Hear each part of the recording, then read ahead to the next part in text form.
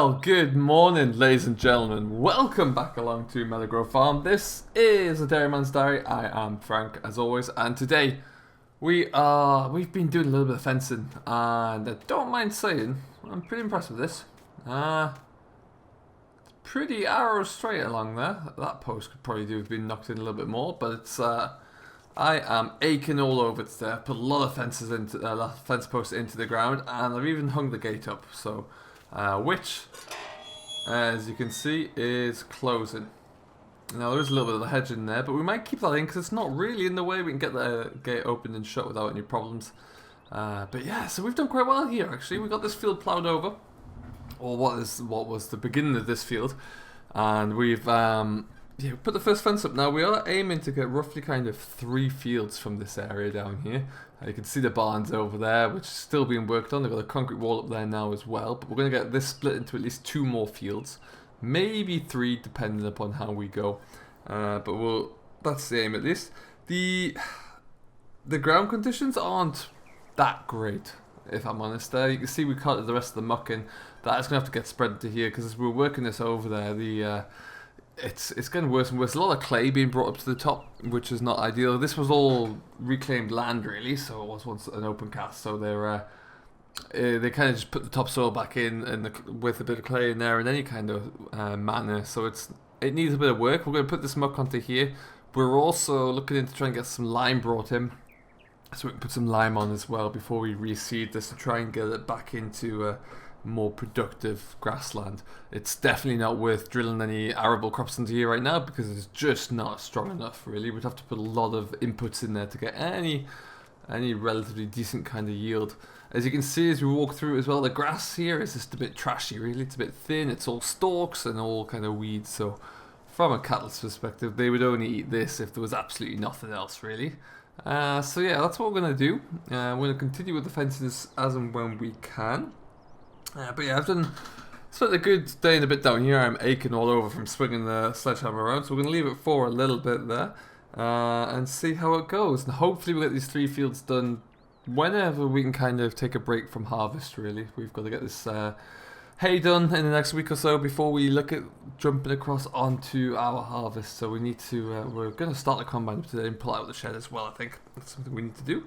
But yeah, mainly today we're finishing up here. We're going to drive back to the yard now with the pickup and the trailer on the back, and then we'll get ready for tomorrow for a little bit more fencing whilst we wait for this hay to dry, really. It's been mown down for a couple of days now, and they really got through an awful lot of ground. So we've let it kind of dry out and wilt for a little bit, and now we're in a position where we can come back into it and even look at throwing it around once, just to see what it's going to be like, really. There we go. Yeah, we're going to jump into some of the fields, at least spread it around a little bit, see how it's dried out. Some of it's a little thicker than others, but yeah, we've got quite a few acres done so far. That big crone, Big M that arrived was huge, and it flew through the ground. It really did, which is fantastic. As you can see, we've got a wall up on the edge of our barn there, so we've got a bit of a stack yard forming, which is good. Guys are really cracking on there. Oh, we need to fill that hole in at some stage though. I don't know what we'll do there. I need to figure that one out, but that's something next on my list. And yeah, we're going to be round baling. I did think about the idea of trying to find a square baler and bringing it in, but I wasn't quite able to kind of find one to at least sort of hire short term and at such short notice. So that's off the books. But not to worry, we will get ourselves going and we'll just bale it up in round bales and probably get them all stacked up back in the sheds at the yard as well, out the way. Oh, get up the hill. There you go. There you go. But yeah, other than that, everything else is coming along very nicely. The cattle are all doing very well. And yeah, milk was away this morning again as per, so everything is looking good there. Just need to get some time to keep focusing on arable work, really. Really need to start looking at this, get these crops cut, get this winter barley in, and then I'll feel a lot happier. But it's still just a few days out. Typically it's probably going to look to land around about the same time as we need to, get everything baled, so it's going to be busy. But what can we do? Rather be busy than sat around doing nothing, I suppose. the hill we go. Fantastic. Excellent. There's life in the old girl yet as she grunts up the hill. So how are you doing? I hope you're all doing very well, whatever you're getting up to there. It's been about a week or so since we were last with you when we had the big M in. No, it's not even a week actually, it's a few days. But it feels like a week. It's been a lot going on here. Barry is around and about doing a few odd jobs today as well. He's out in his truck just checking off a few boxes for us before it gets too busy. All being well, I am expecting somebody to come and give me a hand soon with this hay this weekend. So we can allow Barry to get a few other things done. Just kind of waiting to see if he's going to be able to get across. Because last time we tried, he missed his flight. So that's what we want to kind of avoid where possible. We'll swing around. We'll just stack this here for now.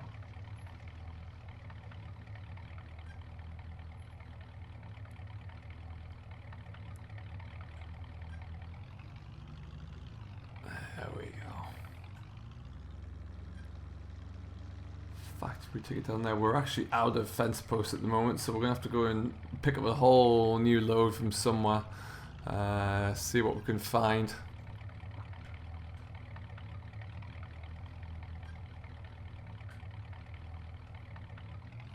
Back myself to a bit of a corner here, folks. Let's see what we can do. To reverse all the way up. That's not ideal.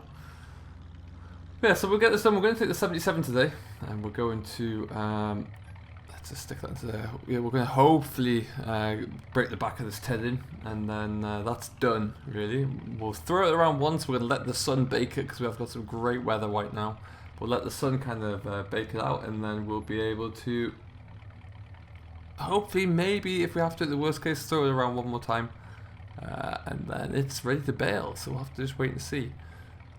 Leave this here. We really need to tidy up all the equipment around here. The New Hollands has got the cultivator in the back. I was going to go and work down that ground that we've ploughed over for that first field, but I don't think that's going to happen at the moment. We've got too many other things to look at. The John Deere and the plough are obviously, we just finished that up the other day actually, so that's looking good, if not in need of some new metals still, but I haven't got those, they haven't arrived yet. Fantastic, so we're going to jump into our trusty 77. Right here.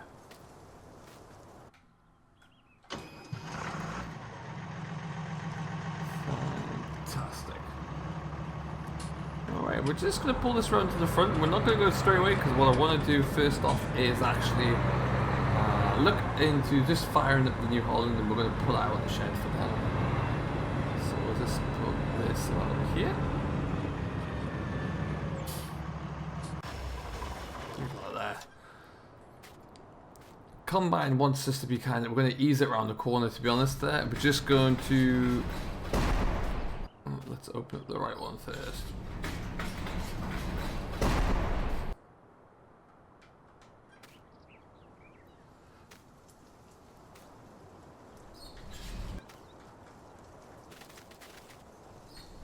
There we go, we'll get that opened up. That's the right door. Let's see, it's still in immaculate condition. This is a really good combine for us. Absolutely stunning. And there it goes as well. Would you look at that? It just peers over. You would think it was working just yesterday. And we're going to let it just tick over for a minute or two. And then once it's ticked over, we'll edge it out the shed. Stick it round by the yard there. Alright, and nice and easy does it. Watch that door on this side. Looks a bit close on my liking.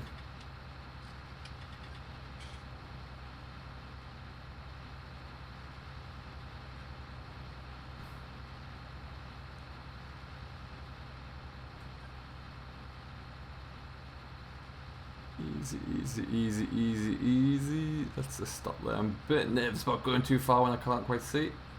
So we'll just put a cut in. There we go. Excellent stuff. Around the corner we go.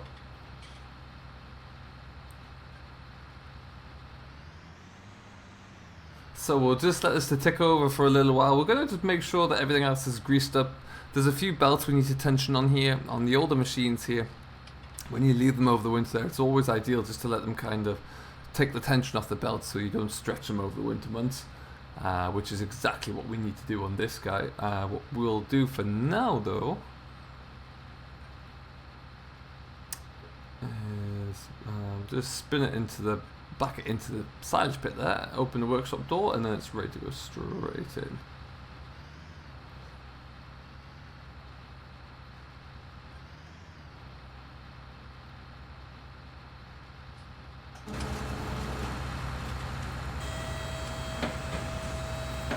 Lovely stuff.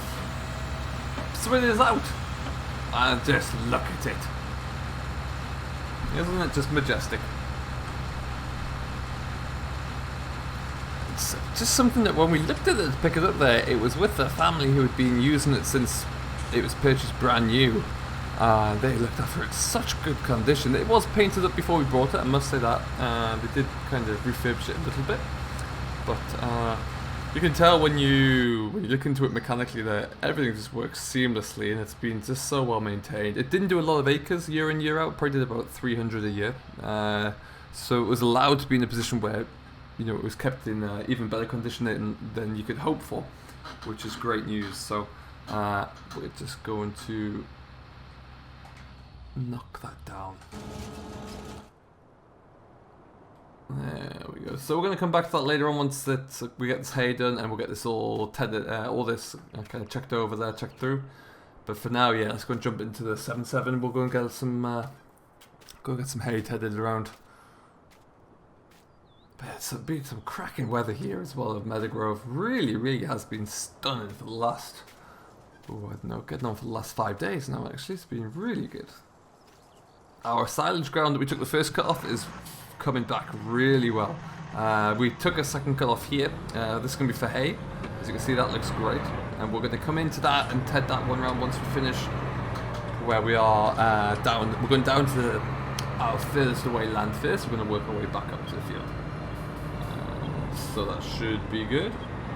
And then, yeah, we'll get that done. We've got a few fields around here, including the one where we started looking at the big M in our last video. Yeah, all in all, get that done. Shouldn't take us too long to get through that this afternoon. Hoping we can get all those fields done in about 5-6 hours, all being well. And that gives us supposed to be another great day with a nice dry and wind tomorrow, so we'll be able to just leave it all to dry out. We are flying, folks. Absolutely flying. Any chance we can take to drive around in the old 77 is always a blessing. Still got the flotation tires on the machine. Just don't really at the moment have a need to take them off, and they'll just serve us so well for the for our compaction on the grass when we do start to get slurry back on. As soon as we get this hay lifted, we're going to put some more slurry onto the field as well, just to kind of hopefully try and get some form of a third cut off the grass. So that'll be something to look forward to as well. Now, we did stack the silage bales from down here from the first cut. They are all kind of stacked right in here, actually.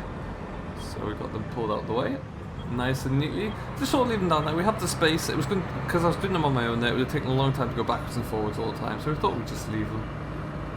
Now, this is the field we're going to come into, and we're going to gateway is just up here.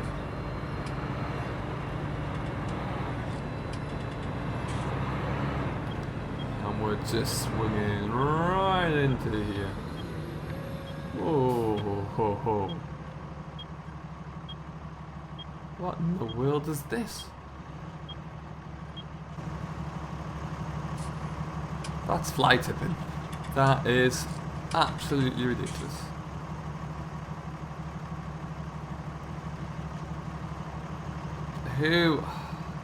We've had a problem around here for a while, folks. People who don't want to pay to get their waste disposed of properly are taken to just dumping it all in the fields. Now we've even got an old water trough here that's been left around. There's some building materials, a couple of pallets, and it's all just been left, and it's just sickening. I'm fed up of this, really, really am. And now that means that I can't get into the field this way, and I'm going to have to get someone to come and dispose of this for me, where it's going to cost me money. So that's just tremendous.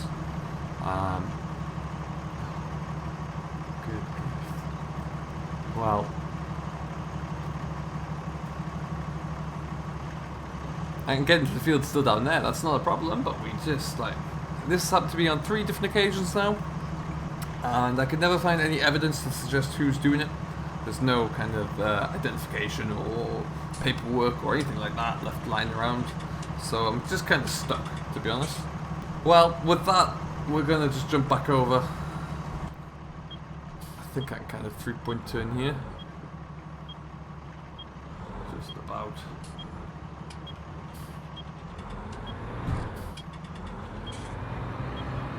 Alright, so like I say, we can't get into the field from this other field here. We'll just have to hug the hedge line. We'll come into the gate in the bottom here. We'll get this spread around at least, and then we'll look into going back into the yard. I'll have to get, when Barry gets back, I have to get him to come down in the truck and trailer, I guess, and tip this into the yard, and then we can...